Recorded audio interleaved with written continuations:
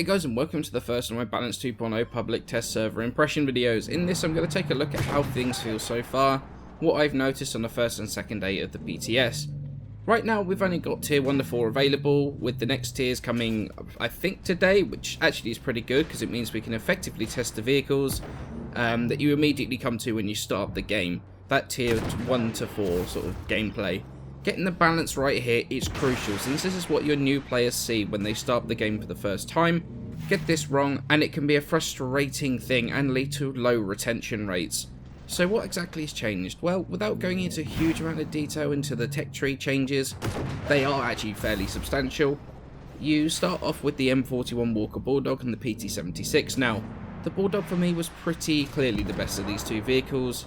But immediately I noticed that no matter whether you're in a tier 1 match or matched up with tier 3s, you could still be useful and you could still do damage when aiming for those weak spots. I'm not going to go into individual tank balancing right now, rather than how the mechanics themselves feel right now. This though was the most noticeable change between the live server and the PTS, and that is that armor does seem to have, I guess, less of an insane effect than it currently does. Right now there are several tanks that are pretty much just frontal fortresses on the live server with minute weak spots. But playing on the PTS, this actually felt less of a thing. I could deal with tier 3s in my Walker Bulldog reasonably well. You can see me dealing with an M60 in the footage in the background now. This is a very important thing to have. I've played far too many games where you go into it with an under-tiered vehicle, or on a team with an under-tiered vehicle, and either you subconsciously give up, or you see someone immediately spam the chat saying they aren't going to bother because they can't do anything. This isn't a problem on the test server with the first 4 tiers from what I've seen so far. The armor is enough that if you hit a heavily armored spot, you're still going to bounce, but the accuracy reduction on the guns also helps at that longer range, because it means that you don't hit that weak spot literally every single time. So while armor is by no means as strong as it is on the live server right now, it's still enough to where it's actually going to play a role in a fight, especially now that angling works more effectively due to the changes of the way the normalization on the rounds work. I mentioned the accuracy reduction briefly there. I have to admit this is one of the things that worried me the most before going into the PTS. One of the things I love about Armoured Warfare is that good shooting brought good results, and the accuracy of the weapons in the game right now played a big role in that. However, it definitely didn't feel as bad as I feared it was going to. I kind of feared that we'd end up with a World of Tanks style take on accuracy. The RNG of the shot would do bizarre things, despite you being fully aimed. However, when fully aimed, the reticule is admittedly slightly larger than on the live server, but the lower RNG on the shots does mean that you're still going to actually land the shot fairly often, despite seeing it look like you might actually not. Now this does help with the thinner armour at longer ranges. Like I said before, you've got a higher chance of missing that weak spot and bouncing on a stronger part of the armour, but without feeling like your shots aren't going entirely where you want them and that they're not entirely out of your control. One thing I know people were concerned about was the loss of individuality and that the tanks would all feel the same. And while yes, the standardisation of the damage across the calibers of guns does mean that damage wise they do feel similar, it's very much not the case that all of the tanks feel the same. Rather than there being a standard, increase in HP or an increase in damage between vehicles like there is at the moment, other factors instead make the vehicles feel very different. Maneuverability is one of them. Let's take a really simple example, the M60 compared to the Chieftain 2. They feel entirely different despite them being both main battle tanks, do similar damage with the guns. The Chieftain feels like you're driving in toffee the whole time. It's very slow to turn both the hull and the turret, while the M60, for example, doesn't actually really have the same problems.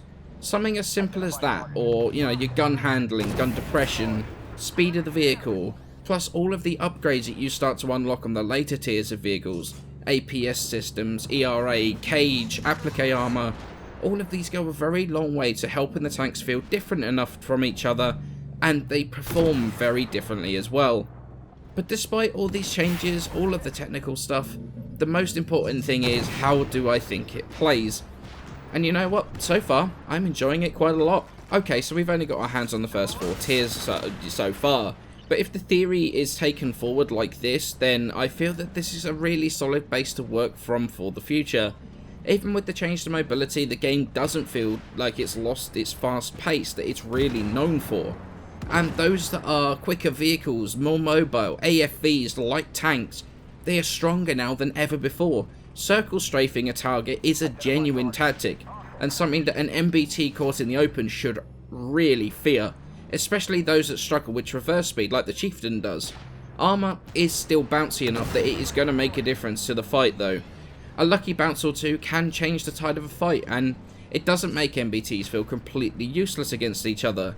But the amazing thing is, since the change to normalising the damage output of the guns, plus the increase in hit points of every single vehicle in the game, the pace of the game still hasn't slowed that much at all. With it being lower tiers though, I've not really got to effectively test the autocannon changes yet, because a lot of tanks at that tier just don't have the armour needed to reliably bounce the autocannons. From the limited testing I got though, the autocannons do struggle with MBTs frontally and sort of towards the front of the sides, but it still absolutely shreds lighter vehicles. And then you've got an ATGM to be able to put straight through the front of that MBT. So right now they don't feel in too bad a place, but this is in where the tiers where there's no APS system or anything like that. There's no cage, no ERA. I've not seen how badly that's going to affect the autocannon vehicles just yet.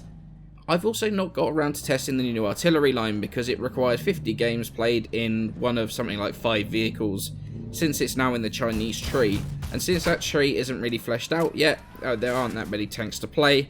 I just haven't got the RT unlocked. I have, however, been on the wrong end of one from the Gwozdika, which dealt nearly 750 damage to me in a single shot. And that was in, I believe, an MBT, and their heat shells can pen MBTs, provided they hit a weak spot, and they do a ridiculous amount of damage with them. I'm very interested to see how they play myself, but for now, all I can say is that they hurt a lot to be on the wrong end of. There are, of course, a couple of issues, which I mean, it's a test server, that's to be expected. Ramming and falling damage seem a little bit out of control right now. You get huge damage from falling, but also it's kind of super inconsistent. You can go over a sand dune or something like that that doesn't look that steep. All of a sudden you've lost a couple of hundred health. Plus there's a lot of, client instability, crashes, server disconnects, all the things that you kind of expect on a test server. But to be honest, it's a pretty decent experience so far, and I'm looking forward to getting my hands on the higher tiers, seeing whether the fun that I had at the lower tiers continues. The lower tiers have always been pretty fun, and honestly, arguably the most fun in Armoured Warfare. It was tier, 7 and up, I would say, that was causing the main issues with the game in my eyes, to do with armour, pixel hunting, all those wonderful things. However, we're going to see how it all pans out. But for now, I am hopeful of a very solid game when Balance 2.0 finally does launch. So I hope you've enjoyed my first look at Balance 2.0 from my perspective. I welcome your feedback in the comments below. Remember, these are only my opinions. Everyone likes different things, and there has been a lot of heightened emotions to do with Balance 2.0. People liking some stuff, not liking some others. So please keep it respectful if you disagree with what I say. However, thank you all so much for watching, and I shall see you in the next video.